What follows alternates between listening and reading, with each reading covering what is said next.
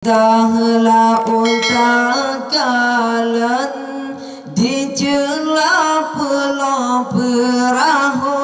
raya, lempatan indah orang sembahyang,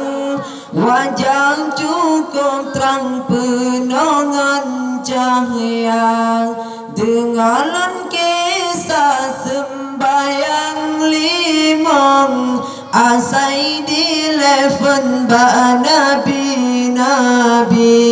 sembahyang subuh ba Nabi Adam alaihi salam, nabi yang awal.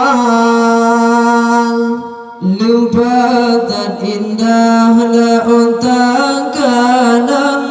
dijelah pulau perahu raya, lempatan indah orang sembahyang, wajah cukup terang penongan cahaya, dengaran kisah sembahyang limang asai dilefon ba nabi sembahyang subuh ba Nabi Adam alaihi salam, nabi yang awal. Sembahyang lengo ke Nabi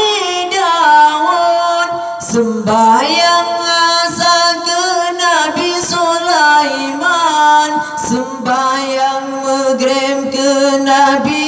Yaakob, sembahyang Aisyah ke Nabi Yunus, menghimpun bandung ba Nabi Muhammad, sebab lebetan Sayyidil Anbiya, Nabi nejaja langsung ba Tuhan, Israel rijal suruh Rabbana, lempatan indah lautan kalam dijelah pulau perahu raya, lempatan indah orang sembahyang, wajah cukup terang penongan cahaya, dengaran kisah sembahyang limang asai dileven ba nabi